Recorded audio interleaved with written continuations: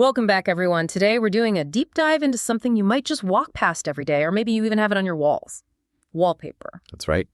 And we're going to sort of crack it open because hidden inside that decorative surface is this amazing story stretching back centuries. It really is. Our mission today.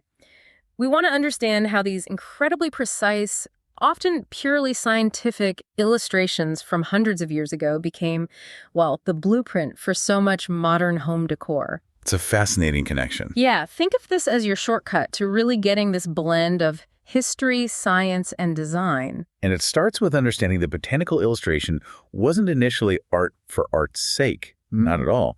It was this really careful mix of science and creativity. The whole point was to capture the natural world accurately, often for study. To document it. Exactly. And the legacy of artists like, say, Sibylla Merian or Pierre-Joseph Redouté, it endures because they perfected that balance. It's why companies today actively look back at their techniques for what they call, timeless and elegant patterns. Okay, let's unpack that mechanism then. Because it's true, when you look closely at some high-end wallpaper, maybe it's got the super detailed flower, vine, maybe some insects. You're not just seeing a pretty picture. You could be looking at something directly lifted from like a 300-year-old scientific mission. That level of historical rigor translated onto walls, it's quite something. And it's this deliberate choice, right? Using styles like old engravings or those contemporary watercolors, that's how they bring that specific feeling, that sophistication into our homes now. Precisely. So we really need to meet the artists who basically defined this look. Let's do it. Who set the standard? Who first married that scientific accuracy with real artistry? Well, they really did establish the foundation for pretty much every floral pattern we see today. Okay, first up then has to be Sibylla Merian, a genuine trailblazer, wasn't she? Working back in the 17th, early 18th century. Absolutely, from Frankfurt, Germany. And you have to remember, a woman naturalist, an entomologist back then, almost unheard of. So what was her big contribution, artistically speaking? Her innovation was just, revolutionary for the time because she brought narrative into it, ecology almost. Her most famous work, Metamorphosis Insectorum Surinamensium. That came from her trip to Suriname, right, which was incredibly dangerous. Exceedingly dangerous. And she didn't just draw pretty bugs in isolation. She documented their entire life cycles: egg, larva, pupa, adult.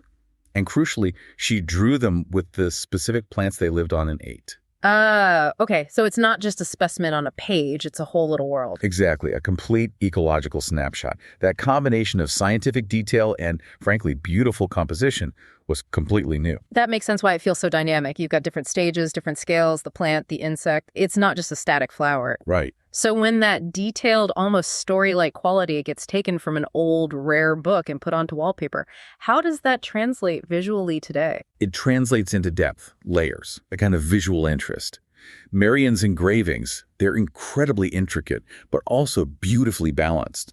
High-end companies, you mentioned Cole Son, Sanderson, they adore her work. Why specifically? Because including the insect, the life stages, the host plant, it makes the pattern inherently richer. It's not just decoration. It feels, elegant and educational, as they say. But visually, it just keeps your eye moving. There's more going on. Got it. Okay, so from that intricate layered approach, let's shift gears a bit. Georg Dionysius Ehret.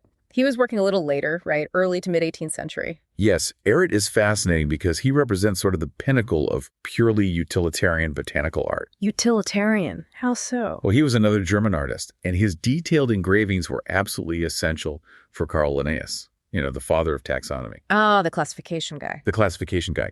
Linnaeus's major work, Genera Plantarum, relied heavily on Ehret's illustrations to visually explain his system. Ehret's job was clarity. Identify, classify, show the key parts, strip away anything unnecessary. Wait, so art designed for, like, a scientific textbook, super clear, maybe even a bit clinical, that's now seen as luxurious on a wall. How does that work? It works because of the inherent elegance of that clarity. That need for taxonomic precision made Ehret use clean, strong lines. He focused on structure, the stamens, the petals, the leaf shape, often using copperplate engraving, which gives that sharp definition. No soft, romantic fuzziness, then? None. It's very structured, and when you put that kind of clarity and structural focus onto a modern wall, it reads as incredibly sophisticated. deliberate. Okay, I can see that now. So his style probably inspires those simpler, maybe more graphic floral patterns, the ones that emphasize the lines, maybe in just one or two colors. Exactly. Perfect for minimalist or modern spaces. Think black lines on a white background, that kind of thing. It has an intellectual feel that comes directly from its scientific origins. The language of classification becomes a language of design. Okay, so we've got Merian's ecological detail and Ehret's structural clarity. Now, things get a bit more romantic, right? Oh, yes. Now we move into pure aesthetic mastery.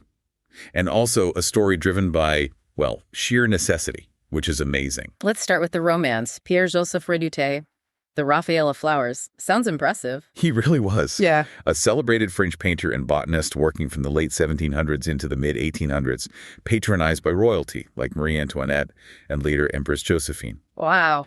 His technique was different. He mastered watercolor and stipple engraving. Stipple engraving, what's that? It's a technique using dots rather than lines to build up tone.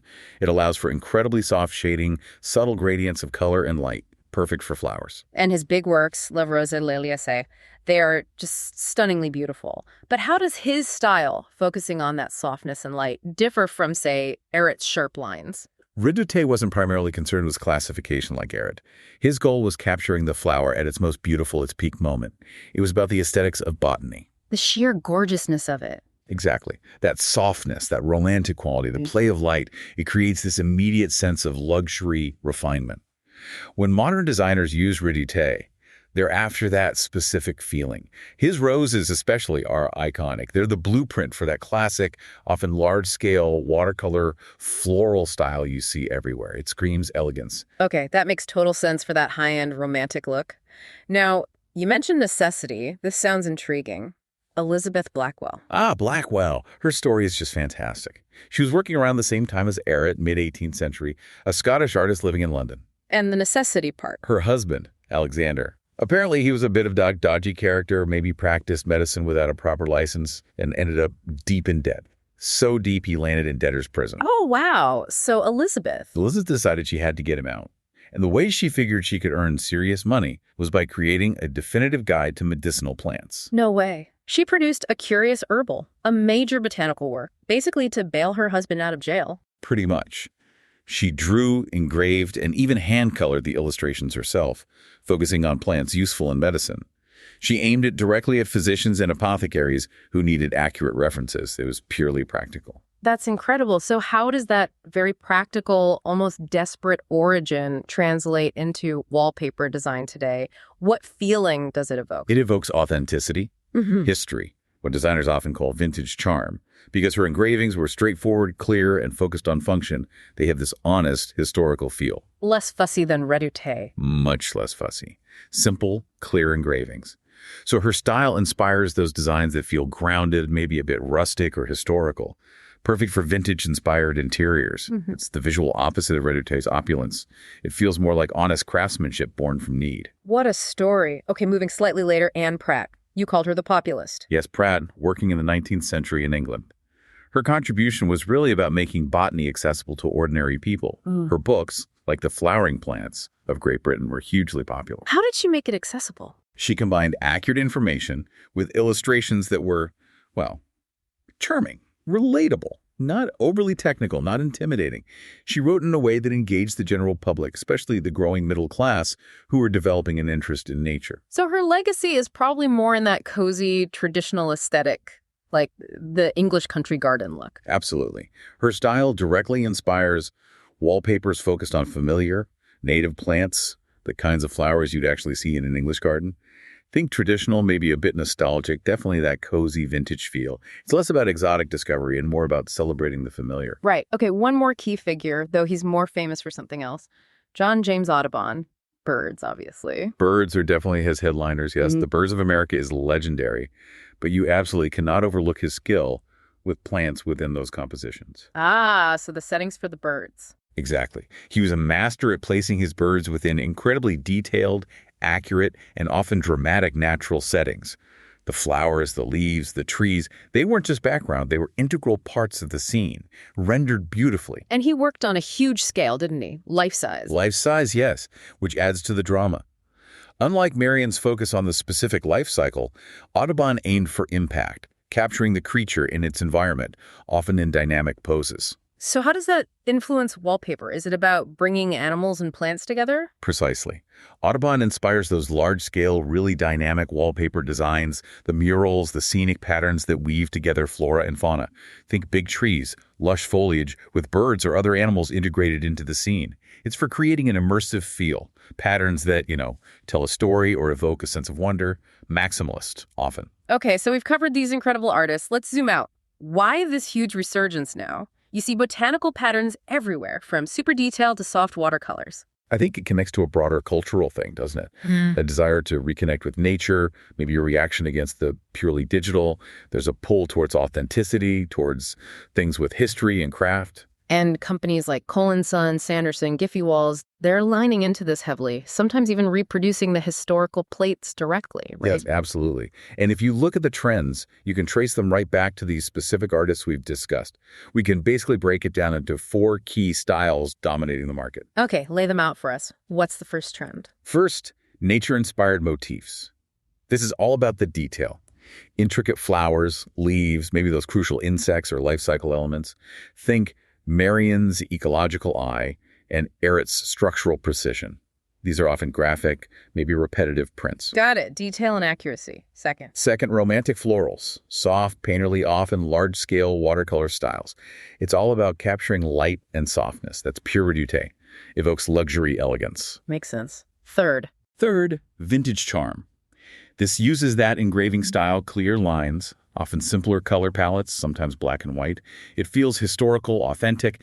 That's the legacy, the practical necessity driving Blackwell, or the accessible charm of Pratt. Right, the heritage look. And the fourth, those storytelling patterns or scenic murals. Large scale, blending plants and animals, creating an immersive environment. That draws heavily on Audubon's dramatic compositions. Okay, so the big takeaway for you listening is this. When you see these trends, they're not random. Understanding these 6 artists, Merian, Ehret, Redouté, Blackwell, Pratt, Audubon, is basically your cheat sheet. Exactly. It helps you understand why certain designs feel timeless or sophisticated. They're not just pretty, they're quoting centuries of scientific and artistic exploration. That visual language, whether it's Merian's detail or Ehret's clarity, has become a modern language of style. And I think what's truly remarkable is the staying power. Their work endures, not just because flowers are pretty, but because they achieve this incredibly difficult thing. Yeah. Blending rigorous scientific accuracy with genuine artistic beauty. That combination resonates. It connects our modern spaces back to natural history, back to this long tradition of looking closely at the world. Which leads to a final thought for you to chew on. Does knowing the original purpose behind the art change how you see it on a wall today? Like knowing Ehret's work was for pure classification, or that Blackwell drew hers to pay off debts. Does that add another layer of meaning when it's used just for decoration now? Something to think about. Definitely food for thought. And on that note, if you love art and history and you're looking for a great resource that digs into these kinds of stories behind art and design, please do check out Anita Louise Art. They have some fantastic content, and you can also subscribe to their newsletter. Great resource. Absolutely. Well, that's all we have time for in this deep dive. Thanks for joining us.